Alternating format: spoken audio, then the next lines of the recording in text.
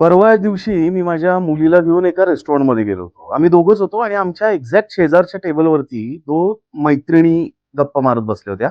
त्या दोघींच्याही बरोबर त्या दोघींचीही लहान मुलं होती.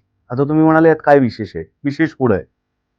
जवळपास अर्धा ते पाऊण तास आम्ही त्या रेस्टॉरंटमध्ये होतो आणि त्या अर्ध्या ते पाऊण तासामध्ये ती जी दोन लहान मुलं होती, ती एकमेकांशी एक अवाक्षर सुद्धा बोलत नव्हती हो. मग ती काय करत होती? सिंपल आहे. त्यांच्या त्यांच्या आयांनी दोघांच्याही हातामध्ये मोबाईल फोन दिलेले होते आणि ते दोघंही मोबाईलमध्ये एंगेज होते. अर्थात त्यामुळं आयांना प्रायव्हसी मिळाली होती हो गप्पा मारण्यासाठी. वेटरला ऑर्डर देताना आई त्या मुलाला 4 वेळा विचारत होती, "बच्चा तू काय खाणार? बाबू ऑर्डर दे तुझी पटकन. मी मोबाईल काढून घे ना हातातनं." मुलगा काहीच बोलत नव्हता. शेवटी आईनंच काहीतरी नूडल्स का पास्ता कशाची तरी ऑर्डर दिली. ते गरम गरम पदार्थ आले तरी सुद्धा त्यांचं पूर्ण वेळ लक्ष फोनमध्ये होतं. मला ज्या मुलाचं मोबाईल स्क्रीन दिसत होतं, तो कुठलंही कार्टून्स बघत नव्हता. तो कुठलीही गेम खेळत नव्हता. तो त्याच्या आईचं Instagram अकाउंटवरचे रील्स बघत होता. मुलाचं वय साधारणपणे 10-11 वर्षांचं. म्हणजे तो मुलगा साधारण 3री, 4थी, 5वीतला असेल. कमाल आहे ना?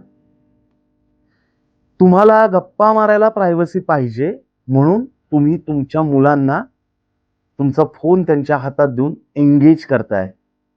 ही गोष्ट कितपत योग्य आहे? मला तरी योग्य नाही वाटली. माझी मुलगी, जिला सुद्धा टॅब, मोबाईल, गॅजेट्स याची फार क्रेज आहे, ती त्यांच्याकडे फार कुतूहलानं बघत होती. ती एक कटाक्ष माझ्याकडेही टाकत होती, की "बघ, किती वेळ त्यांना फोन बघायला देतायत." मी पण तिच्याकडे एक लूक दिला. "त्यांना मिळेल, तुला नाही मिळणार."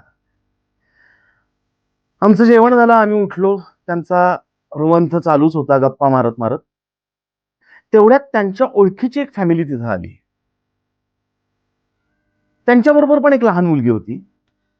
त्यातल्या एका बाईंना ती मुलगी म्हणाली, "हॅलो मिस." मग मला कळलं की ह्या शिक्षिका आहेत. त्या मिस तिला लाडानं म्हटल्या, "काय? कशी चालली आहे सुट्टी? मस्त ना? छान ना? पण सुट्टीत थोडा अभ्यास सुद्धा करायचा बरं का. फार वेळ टीव्ही, मोबाईल बघत बसायचं नाही." अवाक झालो मी. बिल दिलं, निघून गेलो. बघा, यातनं काही बोध घेता आला तर घ्या, नाहीतर काय, चालू द्या. धन्यवाद.